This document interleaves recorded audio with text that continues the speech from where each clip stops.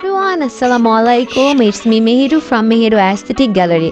Today in this video, I will see you the very beautiful nature painting with cherry blossom tree. It's also a moonlight night scenery. You can create this drawing by following my steps. So don't skip and watch the video till the end. And yes, if you have not subscribed my channel, please subscribe my channel and give a like. So now keep watching. Thank you.